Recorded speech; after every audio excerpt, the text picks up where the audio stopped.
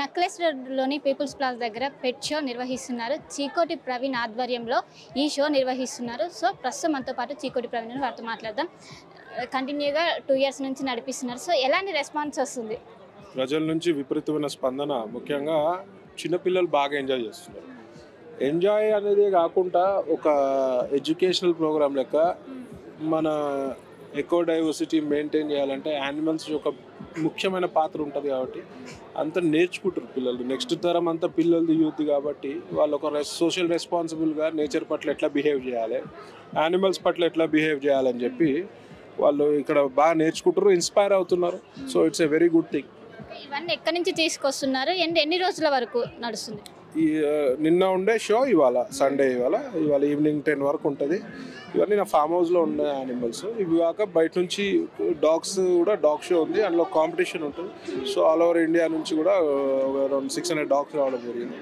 Apart from that cat show ఉంది, 300-350 cats వచ్చినాయి.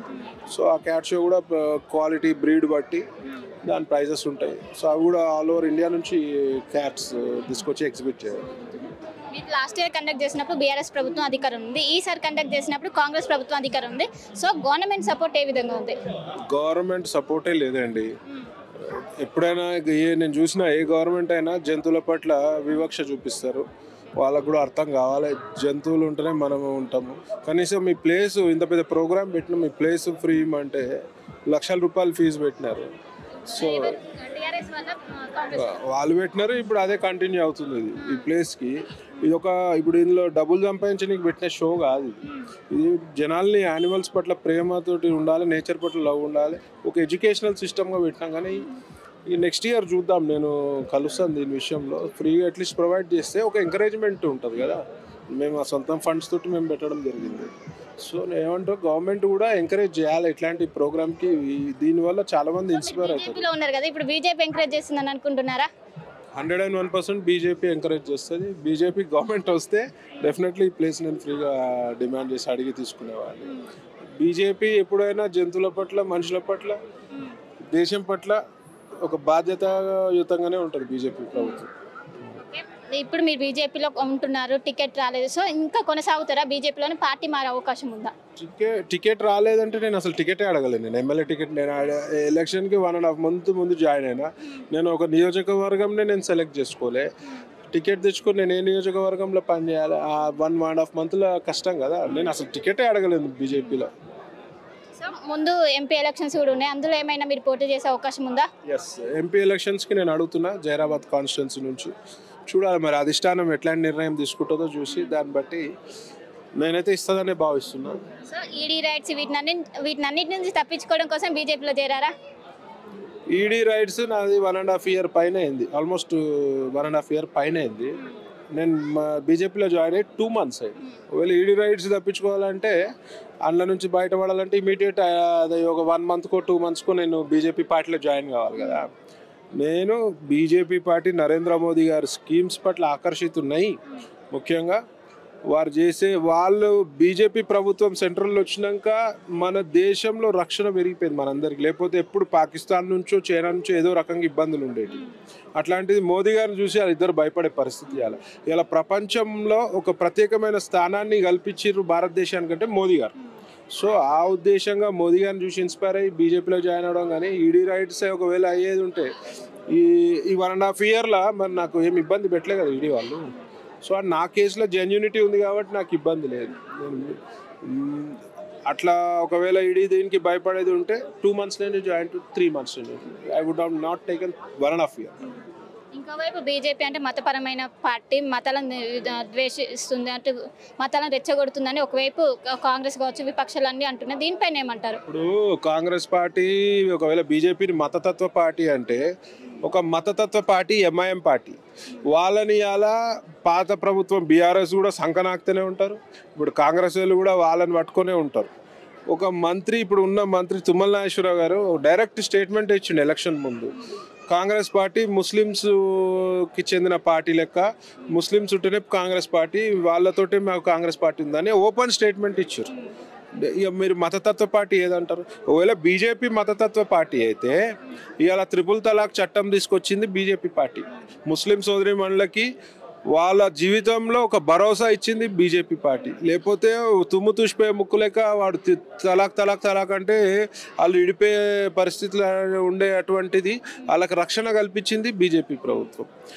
Kashmir article 370 కూడా రద్దు చేసింది బీజేపీ ప్రభుత్వం. వాళ్ళ ముస్లిం మైనారిటీలకి ఇవాళ ఒక సెక్యూరిటీ ఉంది, ఒక ఇబ్బంది లేకుండా వాళ్ళు హ్యాపీగా ఉన్నారు వాళ్ళు.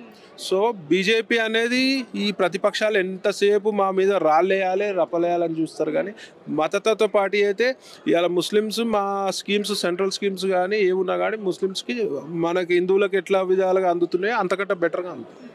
ఇప్పుడు ఎంపీ ఎలక్షన్లో తెలంగాణలో ఏది ప్రత్యర్థిగా భావిస్తున్నారు బీజేపీకి, కాంగ్రెసా బీఆర్ఎస్ఆ? ఎంపీ ఎలక్షన్లో మాకు ప్రత్యర్థి ఎవరు లేరండి. వన్ సైడ్ మేము బీజేపీ పార్టీ ఇలా గట్టి సీట్స్ వస్తాయి ఎంపీ ఎలక్షన్లో. మోదీ గారి చరిష్మా ఉంది, మోదీ గారి స్కీమ్స్ ఉన్నాయి. సో మాకు ఉంటే అంతో ఎంతో కాంగ్రెస్ తోటి కొంచెం ఉంటుందేమో ఫైట్. వన్ సైడే సార్. ఈ మోదీ గారి చరిష్మా అసెంబ్లీ ఎన్నికల్లో పని చేయలేదా? అసెంబ్లీ ఎన్నికల్లో డబ్బులు విపరీతంగా మద్యం విపరీతంగా వంచి ఇవాళ వాళ్ళు అది కాంగ్రెస్ వంచిరు, బీఆర్ఎస్ వంచిరు. మా పార్టీలో అలాంటి సిద్ధాంతాలు ఉండే, మాకు ఒక కట్టుబద్ధమైన సిద్ధాంతాలు ఉన్న పార్టీ అట్లాంటి వాటికి ఉండదు. ప్లస్ ఎంపీ ఎలక్షన్కి వచ్చే వరకు కొంచెం డిఫరెన్స్ ఉంటుంది. మోదీ గారి చరిష్మా డెఫినెట్గా పనిచేస్తుంది. ఇప్పుడు కాంగ్రెస్ అధికారంలోకి వచ్చింది, పాలన ఏ విధంగా అనిపిస్తుంది? ఇప్పుడు too early to give counter అండి, ఎందుకంటే ఇప్పుడే వాళ్ళు వచ్చిర్రు.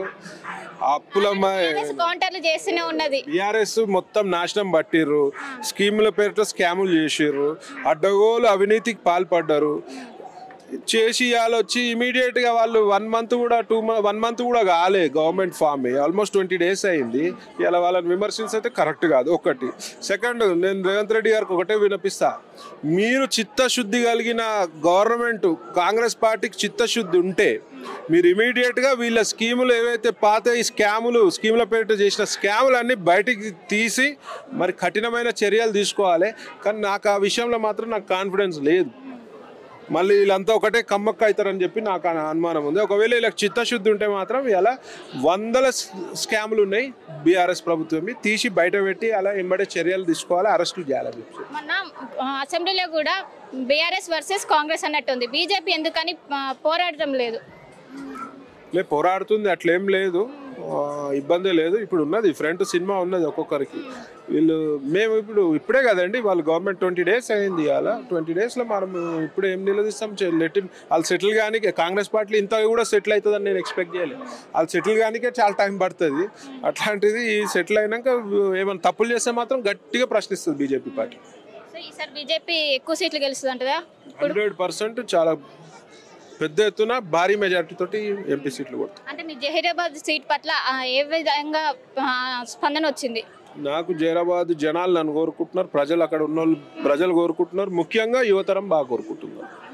సో ఓవరాల్గా చూసుకోవచ్చు, ఈ పెట్ షో అనేది కంటిన్యూగా 2 years నుంచి పెడుతున్న ప్రజల నుంచి విశేష స్పందన వస్తుంది. ఇలానే కంటిన్యూ చేస్తాం. అండ్ ఇంకోటి బీఆర్ఎస్ కావచ్చు కాంగ్రెస్ ఈ 2 ప్రభుత్వాల నుంచి ఎలాంటి సానుకూల స్పందన లేదు, గవర్నమెంట్ సపోర్ట్ లేదు. అయినప్పటికీ దీన్ని నేను రన్ చేస్తున్నా, కేవలం ప్రజలు దీన్ని చూసి నేర్చుకోవడం అన్న ఉద్దేశంతోనే దీన్ని పెడుతున్నాను కూడా ఒకవైపు చీకోటి ప్రవీణ్ అయితే చెప్తున్నారు.